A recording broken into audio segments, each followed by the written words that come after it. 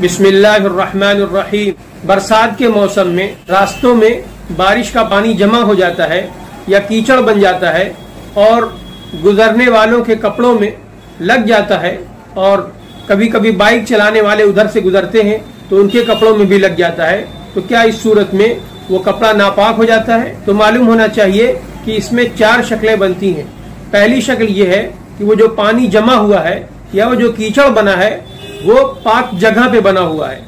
मसलन रास्ता है, गुजरने वाले उधर से गुजरते हैं, वहां पर बारिश का पानी जमा हो गया है, कीचड़ बन गया है, वहां कोई नजासत बहकर नहीं आती है या वहां पर कोई नजासत नहीं रहती है। तो इस सूरत में उस कीचड़ से या उस बारिश के पानी से जो छींटें कपड़े पर लग जाएं तो वो कपड़ा पाक रहता है, कपड़ा उससे नापाक नहीं होता है। दूसरी शक्ल ये है कि बारिश का जो पानी जमा हुआ है या जो कीचड़ बन गया है उसमें गटर का पानी आकर मिल गया है या किसी और नजासत का असर उसमें आ गया है, तो इस सूरत में अगर वो कपड़े पर लग जाए तो देखा जाएगा कि जिस शख्स के कपड़े पर लगा है वो शख्स उधर से कभी कभार गुजरता है, यानी कभी किसी जरूरत से उधर से गुजर गया या मुस्तकिल उधर से गुजरता रहता है, उसकी मजबूरी है। मसलन उसी रास्ते पर कारोबार है या किसी और वजह से बार बार उसी रास्ते से उसे गुजरना होता है।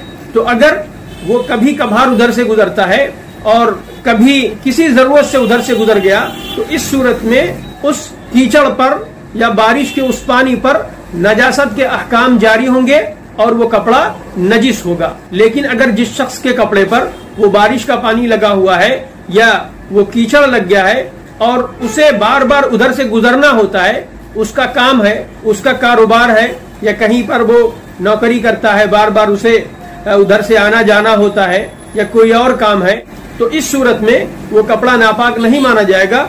उस कपड़े में वो नमाज पढ़ सकता है। ये जो नजासत मिला हुआ पानी उसके कपड़े में लगा है ये माफ है, क्योंकि शरीयत में तंगी नहीं है और हरज नहीं है, और बार बार कपड़े के धोने में हरज होगा और तंगी होगी। ये तो दूसरी और तीसरी शक्ल हो गई। चौथी शक्ल ये है कि बारिश हुई और ऐन नजासत ही वहां बहकर चली आए और वहां जमा हो जाए।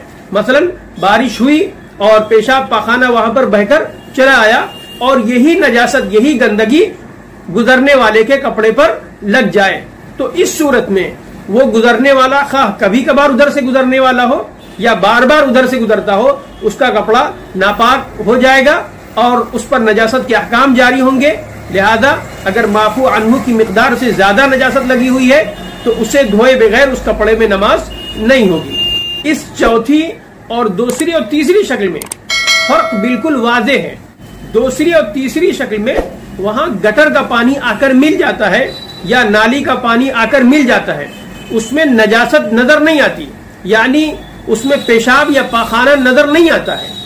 और चौथी शक्ल में वहां ऐन नजासत ही आकर मिल जाती है, यानी वहां पर पेशाब दिख रहा है, वहां पर पाखाना दिख रहा है, गंदगी दिख रही है और वो आकर कपड़े में लगती है।